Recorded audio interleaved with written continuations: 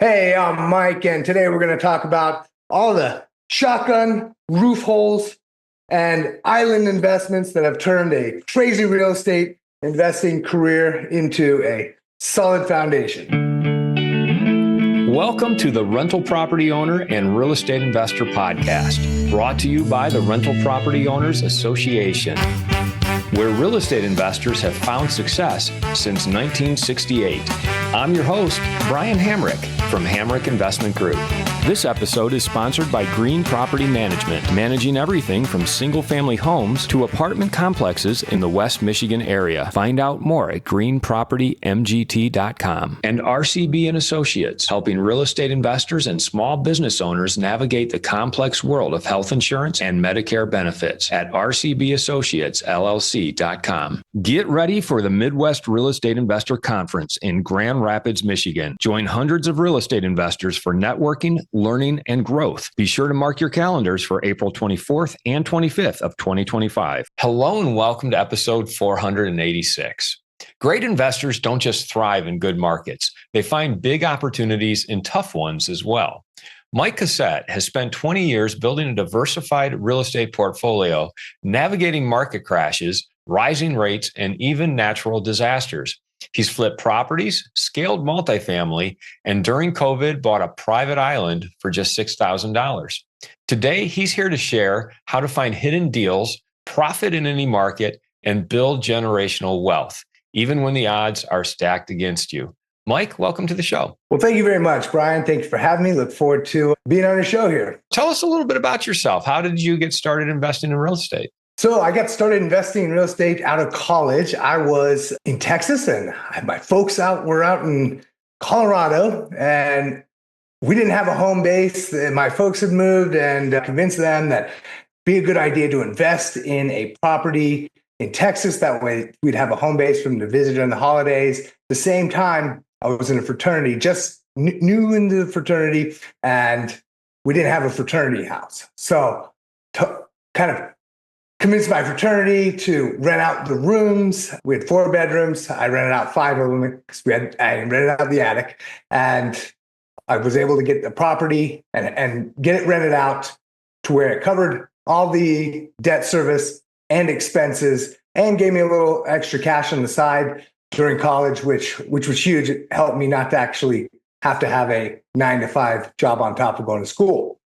So that was 2004, 2005. We got rid of all the fraternity brothers. They moved out. We had to remodel the house because it was a disaster. We had trashed it. It was bullet holes in the roof. And so I contracted out. Did you say there were bullet holes in the roof? Yeah, we had a couple shotgun holes through the roof. By your frat buddies? What? Yeah, that was some wild parties, and no one ever got shot though, to the best of my knowledge. But needless to say, we couldn't just turn it around and put it on the market as is.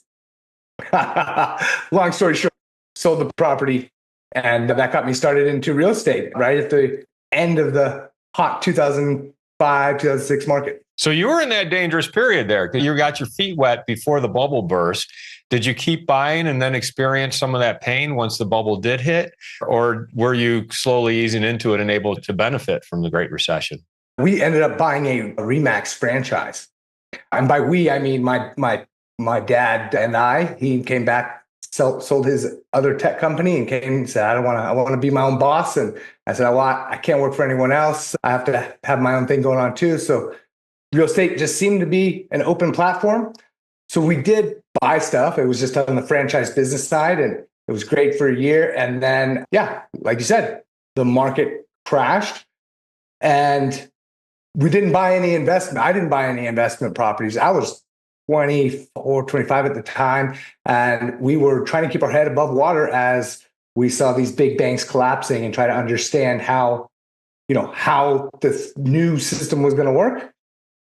And during that time, we did pick up a couple great investments right before coming out of that crash, which coincidentally, some of the years were the only properties that I sold were properties that I bought. The themes of this episode today is investing during tough times, and finding deals and still being able to profit from those deals.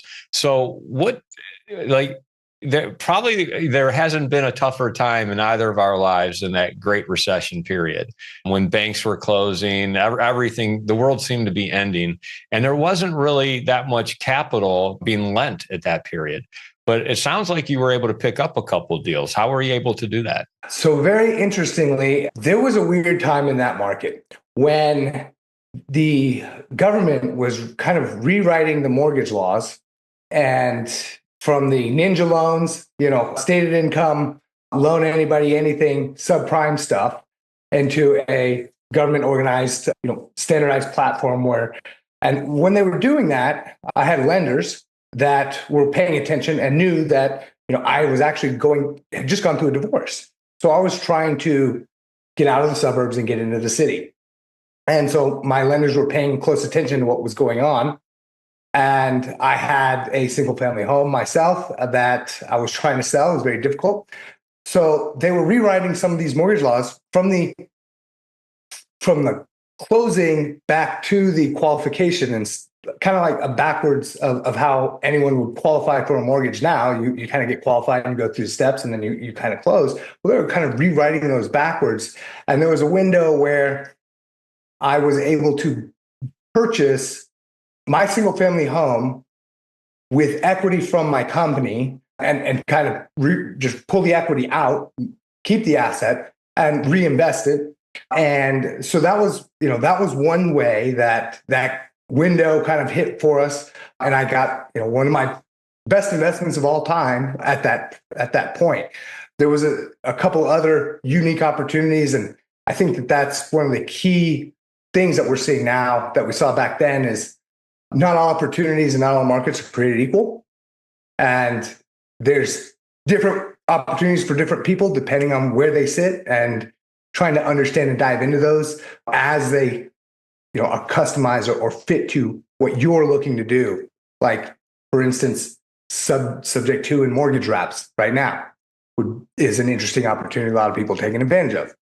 That wouldn't have been that great of a deal back then, but it is now. Are you doing subject to and wraps right now? Yes. Tell our listeners what you mean by subject to and wraps and how you're actually using them. From a investor standpoint, I'm a real estate investment broker with on a Remax franchise. So I do that for some of my sellers. And then for myself, for instance, we did one in 2022 that we kind of came to a meeting of the minds in 2022 in April. And as mortgage rates kind of doubled, we ended up going from potential bank financing to having to do subject to, because the rate volatility.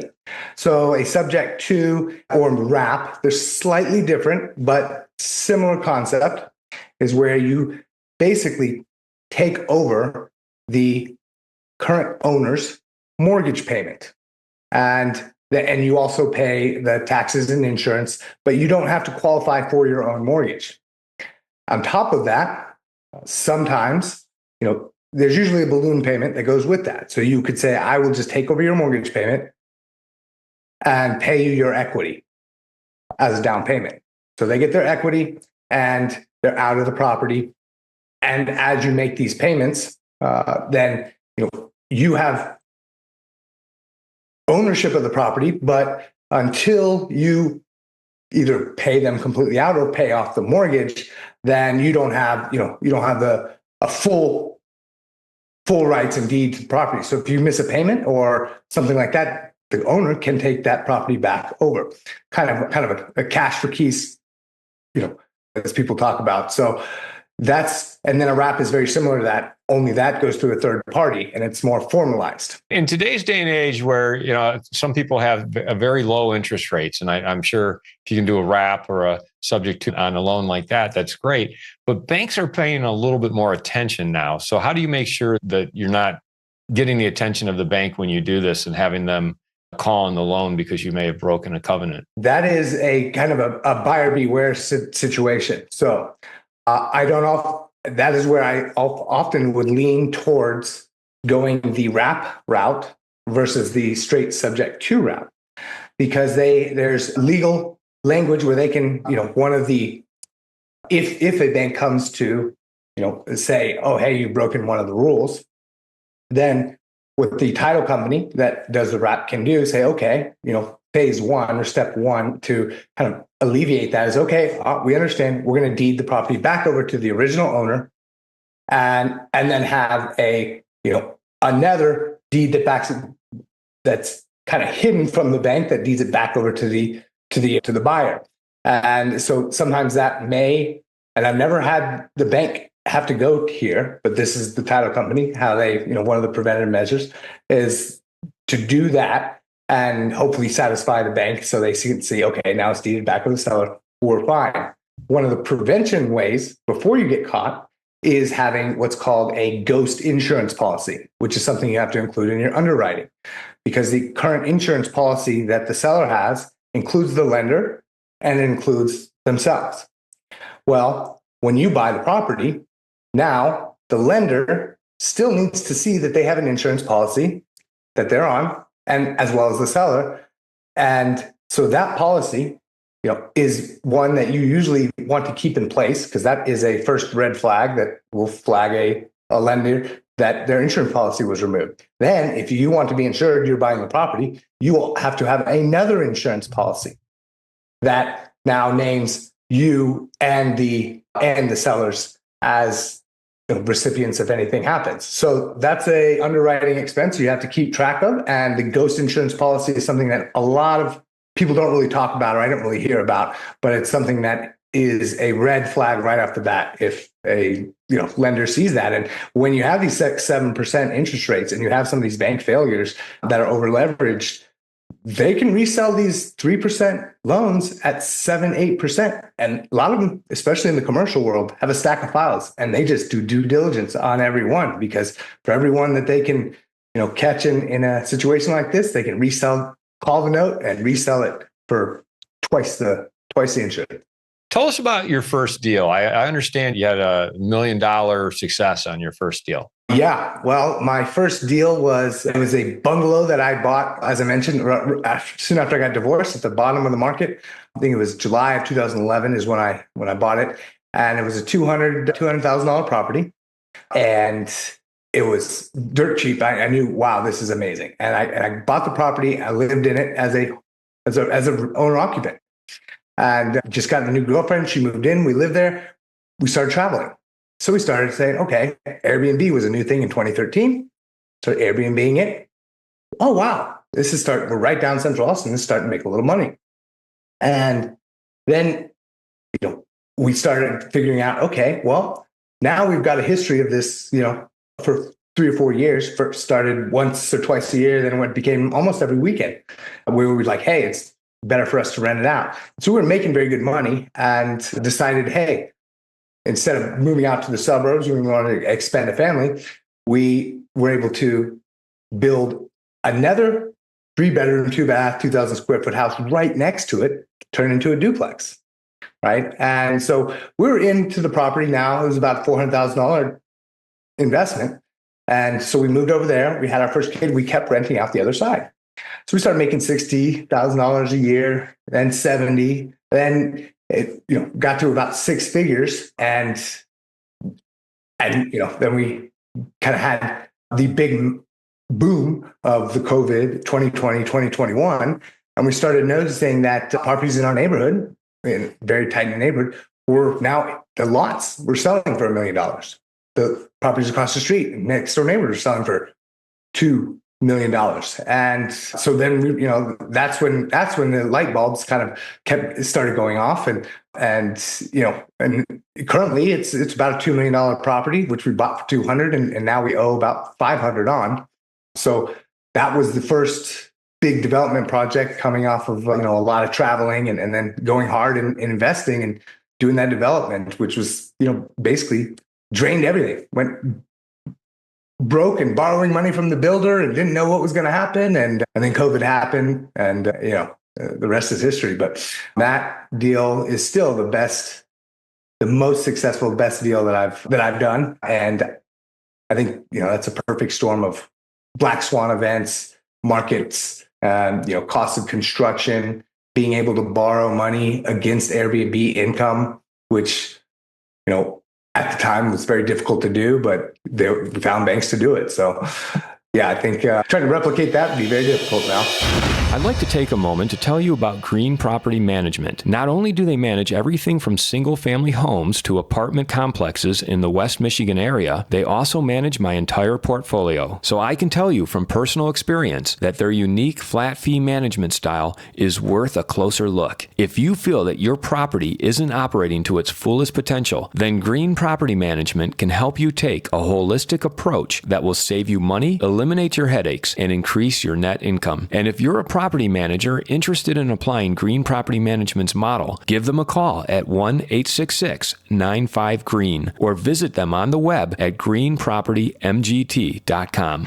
If you're thinking of leaving your W-2 job and becoming a full-time real estate investor, one of the greatest costs you must consider is healthcare for you and your family. When I made this transition myself, I found the whole healthcare insurance process to be confusing and frustrating. That's why I'm glad I met Chad Creasy at RCB and Associates. Chad is a professional health insurance agent who helps real estate investors and small business owners understand and choose their best healthcare options. And best of all, his services are covered by the insurance company and won't cost you a dime. If you live in Michigan and are expecting a change in your healthcare insurance coverage for any reason, or losing employer coverage or transitioning into Medicare, then you owe it to yourself to contact Chad Creasy at rcbassociatesllc.com. Save the date for the Midwest Real Estate Investor Conference happening April 24th and 25th of 2025 in Grand Rapids, Michigan. This event is the perfect place to connect with fellow real estate investors, gain valuable insights, and elevate your real estate game. With a lineup of expert speakers and numerous networking opportunities, you won't want to miss it. For the two investments that you've talked about are great examples of house hacking and how leveraging, buying a property where you can live in one of the bedrooms or one of the duplex sides, it can really just exponentially increase your investing, your net worth by doing so. And I think that that's the best way to get into real estate investing for people who are looking to get in. I agree 1,000%. And I'll tell you what, if anyone feels a little anxious or nervous or like house hacking people, any of that, I house hacked from the time I left my parents' house and went to college and got my first house all the way up until I found out I was going to have 4 kids, surprise twins. I had 2 kids. I was still house hacking, house hacked every single house, had a roommate, fraternity, friends, and, wife. I had a wife and a roommate.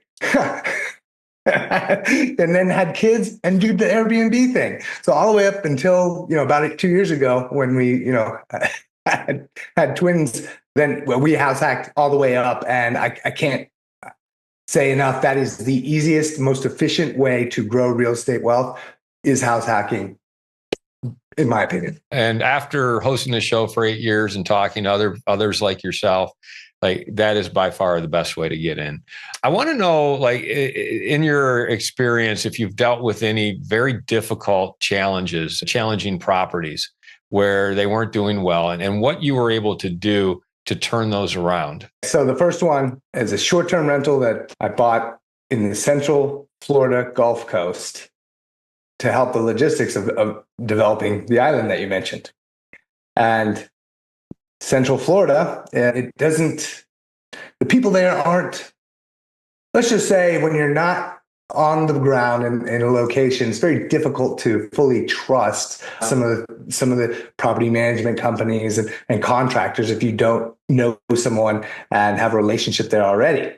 So we went through a lot of that. The short-term rental side wasn't as profitable as we imagined it would be, and the capital expenses on the property were way more than we anticipated. So that property definitely was underperforming quite a bit. And it didn't really help us as much as we thought with the logistics of the island and stuff like that.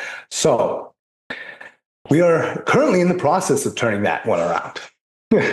And the downside of that looks like 4 hurricanes in the course of a year kind of just demolished it and really kind of helped us understand a little bit about the insurance game and how all that works. But at the same time, thankfully, 2 years into coming out of pocket tens of thousands of dollars, we are getting close to having that completely rehabbed and reimbursed from the insurance company. So we're waiting for that to come in. But that once that is complete, we will have a brand new asset. And we have a team of trusted contractors that we've had to kind of get through.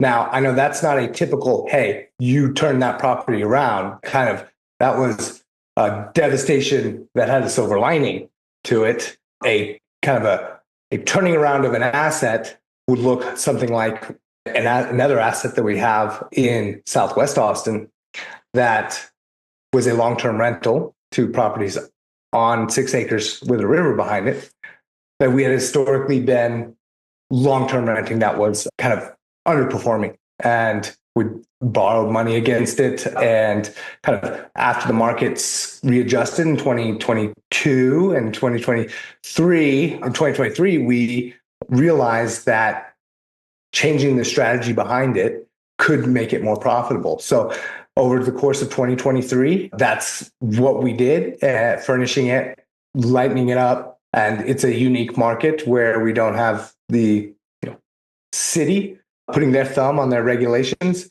but we are still, in the geographical area where it's high demand. So we turned that one from a long-term rental, 1 property at a time. We had two units on there, 2 single-family houses, into short-term rentals, and that was a kind of a strategy change that really increased the value of that property from an income standpoint. And surprisingly enough, now the saturation of the Airbnb market, it's almost looking like it's going to flip back to where a long-term rental or mid-term rental may be more advantageous moving forward. So that's one of the things we're staying flexible. Having a plan A, B, and C on the property is going to be, very important, because you never know what market changes and what happens. And sometimes plan A just doesn't work the way you think it's going to be. I want to point out, what you just said, it sounds very logical. Like, yeah, well, your Florida property, you need to find better contractors that you can trust. But it's not that easy, is it? I mean, it takes a while to try out different people, find out if they can deliver or not. And sometimes by the time you find out they can't, you've spent a lot of money and had a lot of problems. The leveraging your insurance. I mean, it sounds like that's been a real battle. And I think that's intentional on the insurance part, because the harder they make it for you, the more likely it is you'll just walk away. But it sounds like you stuck with it there. And then with your Austin 2 properties on the 6 acres, it's changing their use, figuring out, well, is there a higher and better use? And while all those things are logical and after the fact seem like no-brainers, in the moment, I'm sure it took a little bit of thinking and deliberating to decide, hey, that's the best course to go with. Absolutely. And the path of least resistance is there until it's not, right? And you may carry an asset and it performs okay, and you think in the back of your head, I think maybe this could do better here, but do I really want to take the time, energy, and effort to try that out? Well, until you're faced with I don't have a choice. Where in my portfolio, what levers do I have available to me? And to where you're sitting there and you have to make something happen is where the rubber meets the road, and you've got to take big decisions and not really knowing, whether or not it's going to work out. So I think that's, one of the things that a lot of people don't really understand in the real estate investing game is that not having that it's not, cake and parties all the time, and that there's market factors that you can't control, and you have to be flexible and really take risks sometimes when you don't want to, but sometimes you're forced to. Before we wrap up, I want to make sure we talk about your island and how you came to buy an island for $6,000. So the island was a story where one of my friends during COVID, it was April, came and stayed with me. He was doing some sales here in Austin, and I hadn't talked to him about 10 years. So we went through a conversation. I was explaining to him how my Airbnb worked and how I was able to get funds to develop it using income and proof of concept, and how you could literally buy a piece of land and put it out on the market at Hip Camp and rent out land to campers. And then take the income from that, because there's people out there wanting to camp. They were wanting to get outside and just get out of their house. People were paying people that own land to stay there. So then you can take that money and the income and proof of concept that you're renting this out and take it to a bank and borrow money against the income. Two, slowly develop the property. Put a little camper out there and put a little building. Then two, then four, right? And so just buying the piece of land and getting started was the aha moment he had. Fast forward 8 hours, he came over next morning. I found an island in Florida. I want to buy it. What? You crazy? I've never bought an island. I'm in Texas. I don't know anything about buying islands. He's like, well, no, I want to buy it. What else? What do you think could happen? I'm like, I don't know. A hurricane comes and blows it away. Who knows? And so he convinced me to help him buy an island. And so I said, okay, let's try and figure this out. And going through the process, learned a lot about the EPA and Florida environmental and all of the topography and fishing regulations and all the things that I would have never, ever understood had I tried to buy the island. About a month before closing, he calls me. It was a 2 or 3 month close timeline. And he called me and said, I can't really afford the island because no one could finance the island. So we needed cash. And so he asked me to come in as a partner. And I said, well, I asked my wife and we didn't, he's a great friend, but, didn't really want to give him that much latitude to have an island when I'm in Texas that he could do whatever he wants with when he's in Florida. So I brought in another partner and I said, hey, you're in Florida. You've got a little extra cash. This island's half price. It's a great deal. How about you come in too? And so he agreed to become a buffer. So, he could be boots on the ground. So now we're all three great friends. And the island was not $6,000. That was a portion that my portion of the full cost of the island. But it's quadrupled in price since then. And unfortunately, every time we have a hurricane, it kind of destroys any infrastructure or anything we have out there. So we're still trying to work through the development side, but the fun of having it is amazing. Going out there with the kids and doing treasure hunts is amazing. And the overhead is just taxes, less than $300 a year split between three people. So we could carry it for 60 years and keep working on it. It's one of those fun projects that you just waiting till we all have the time, energy, and money to kind of really make something of it. Where is the island and how big is it? It's 1.5 acres, 1.2 acres above water. So there's about 0.3 acres that connect to two pieces of land that are above water by mangroves. And the main island is about an acre. The other one is about 0.2 acres. And they're about, a fairway distance apart. So, about 300 yards. And we're literally thinking about putting a hole on one island and then having a driving tee box on the other. And so it's not that big. It's 100% waterfront, which I love. And so we're doing underground campsites and working through how to hurricane proof, a kind of yoga retreat, fishing, camp, rentable scenario with solar, rainwater collection. And we're trying to figure out the gray area for the sewer situation that we can get by with. How accessible is it? Like, how would you access the island? So it's about a 45-minute, anywhere between 30 and 45, depending on the wind and the tide levels, which are crazy on the logistics side. 45-minute kayak ride. And if you're facing into the wind, and then a 40-minute boat ride, because of the tide levels, the water to there can get down to about 6 inches. And you can't take a boat. You can take a John boat or an airboat, flatboat. But if you're in low tide, we had to push pontoon boats for miles in the water with little hammerhead sharks and baby gators, and that's not fun. So you have to time it very right if you're going to take a regular boat. If not, you're going to have to take kayaks and kind of face the elements. So it's not super accessible, but it is fun if you can hit the right market conditions of the weather, then it's not too bad. Have you been able to monetize it? You mentioned a website like an Airbnb for camping. What's that website, and have you been able to get people to pay you to camp on it? No, we've got a long list of answer the first question. We have not been able to monetize it. Unfortunately, the hurricanes and the kind of the logistics and stuff that is. All the environmental companies all want their piece, so we can't really do any big development on it. And we've started putting a little bit of infrastructure out there, and it's kind of gotten wiped out by the hurricanes. So we're, kind of taking a pause after these last Milton and Helene to figure out how can we make this kind of hurricane proof and still be able to monetize it somewhat. And so, right now we're still brainstorming on underground camp setups where, you can open up a box in the ground, set up a campsite, put it back together and bury it, and do 4 of those with some steel structures that are corkscrewed into the island to try and keep them there over the storms. But yeah, the monetization has been difficult, which, at the time, Half Price Island didn't really understand all the dynamics, but now I do, and now I understand why it was priced at where it was.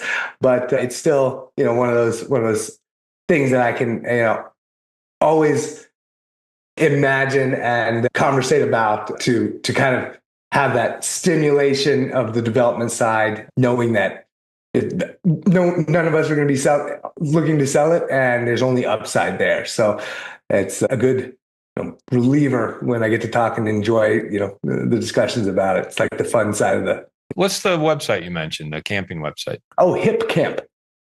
It's like Airbnb for land rentals. Hip, HIP, Hip Camp. Tell our listeners how they can find out more about you or get in touch with you. I don't have a mentorship program, but I do answer questions and help anyone that is willing. And if you're interested in the Central Texas markets, you can find me on all the talks, the grams, tubers, and face spaces at Ask Mike Coss, COSS, at Ask Mike Coss. And across the board, that's my arm handler. And you can find me in all the crazy stuff we're doing. What's your favorite hack or app? I've got 4 kids right now. And so, kind of one of the hacks that I'm learning through having the kids is, the kind of the bait and switch and the stick and the carrot and how to utilize those. I don't think that's really a hack. But for parenting, understanding the dynamics of your children and how to influence them from a basic level has really helped me to understand negotiations and stuff with doing with rental properties and real estate and stuff like that. Understanding the kind of the stick in the carrot method. And I don't know if that's a hack. It's definitely not an app. But I think that's one thing that was like, wow, I didn't realize, just dealing with toddlers was going to help me professionally on such a level. Thanks for coming on the show today and talking about your getting started by house hacking and how you really leveraged up your portfolio by doing so.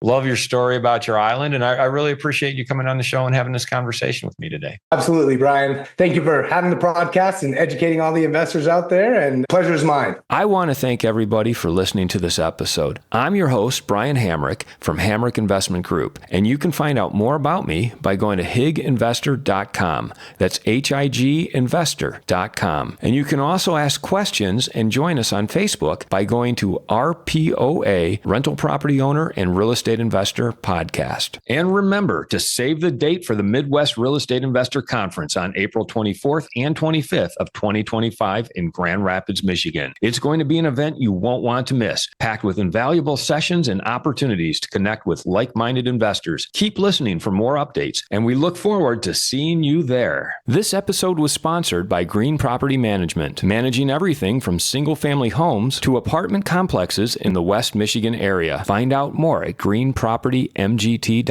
And RCB and Associates, helping real estate investors and small business owners navigate the complex world of health insurance and Medicare benefits at rcbassociatesllc.com. You've been listening to the Rental Property Owner and Real Estate Investor Podcast, brought to you by the Rental Property Owner Association. You can find out more at rpoaonline.org. If you enjoyed this podcast, please go to iTunes to subscribe, rate, and review.